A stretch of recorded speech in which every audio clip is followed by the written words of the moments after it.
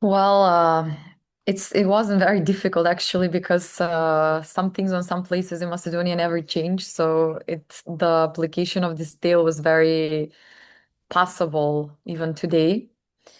And also it's a tale I grew up with. I knew since I was a child. So it's always been an inspiring.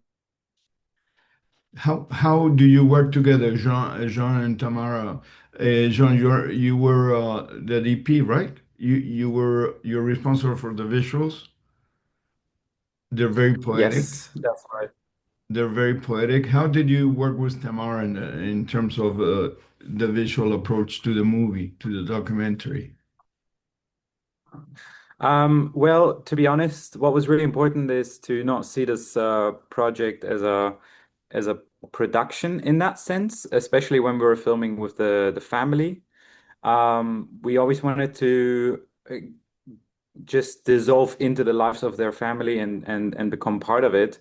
Um, and almost to blur the line between when the camera is rolling and when it's not rolling to, so that when the camera actually is rolling, our characters aren't really necessarily too aware of it, let's say.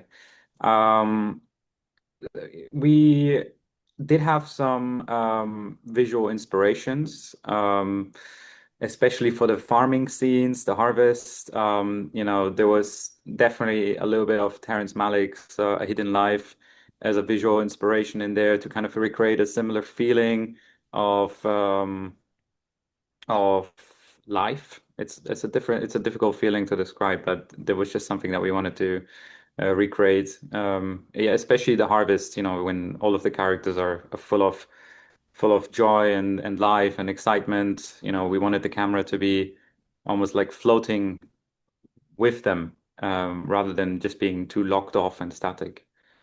Yeah. I think it's a very wonderful love story. Not only me, but I read some reviews. And Tamara, what do you think when people say that there is a poetic love story between a man and a stork? And yeah, it's a wonderful friendship. Well, they're right. I mean, it's very accurate. There are multiple love stories as layers in this film. It's the love for the land, the love for each other in the family, the love for nature. So it's something that I was aiming to kind of show this intensity of these positive emotions occurring in this kind of forgotten places where people actually don't have too much, but their emotions and relationship to their surroundings.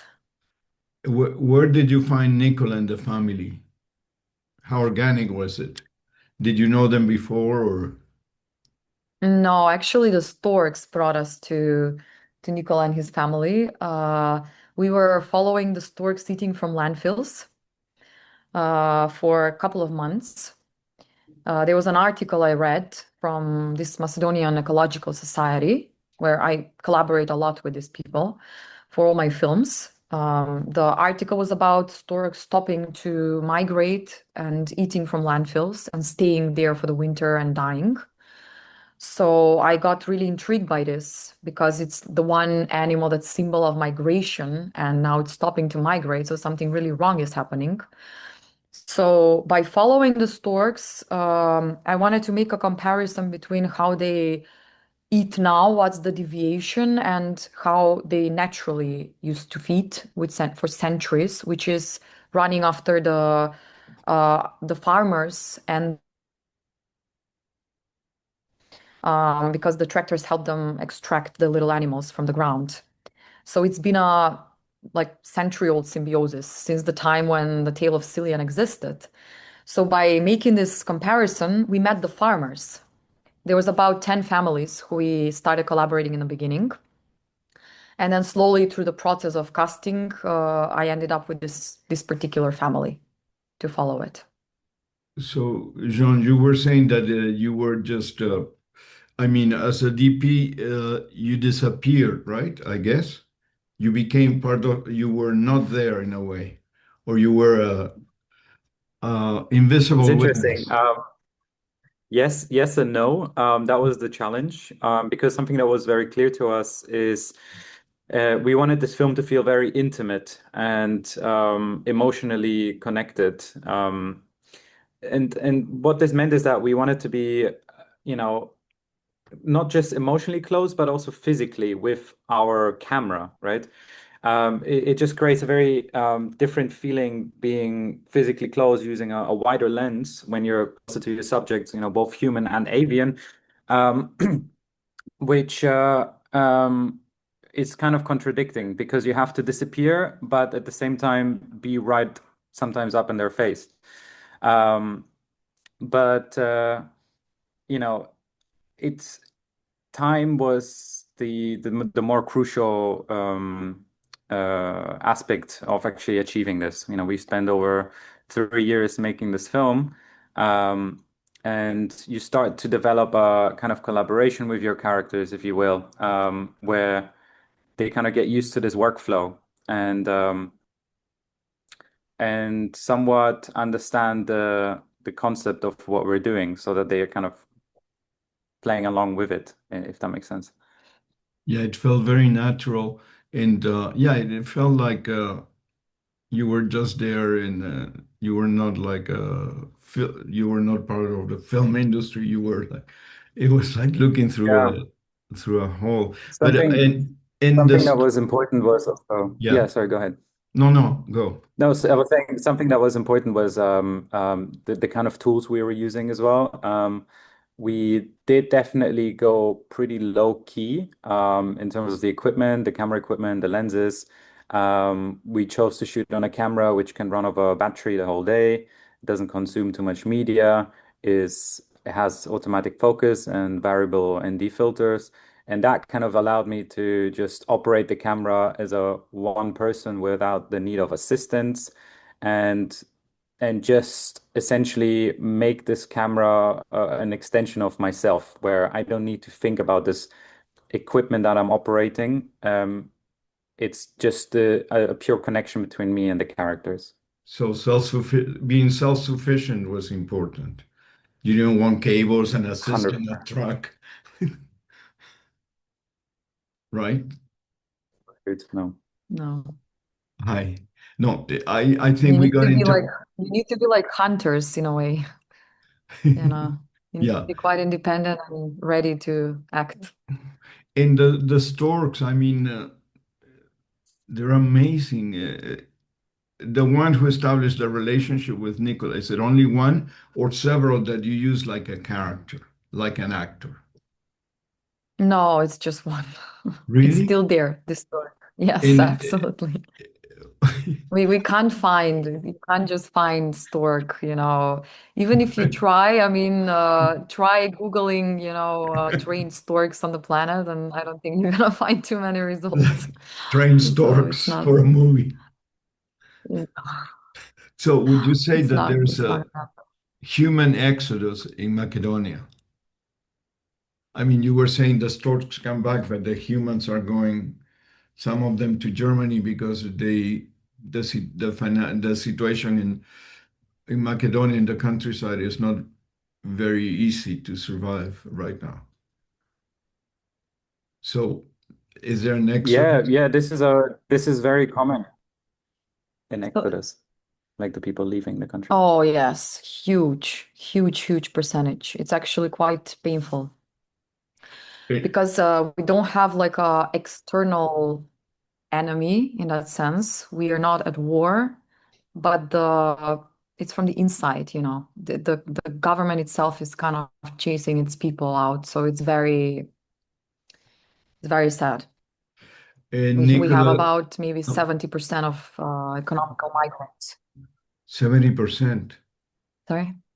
70% of the Yes. population Of the villages, yes. of the Of the village. villages, yeah. Yeah. And has Yeah. Nikola and his family seen the film? And what did they think and how was it? Well, we did show them the film in their family house, and they were mesmerized. They couldn't believe how they turn out. in front of the camera, and just to see their life from this perspective was very special. It's very They were beautiful. crying a lot. It was very emotional. Or is the daughter still in Germany and the granddaughter? No, they came back. They came Oh, back. good, good, because that was tough, no? It didn't work out for them there.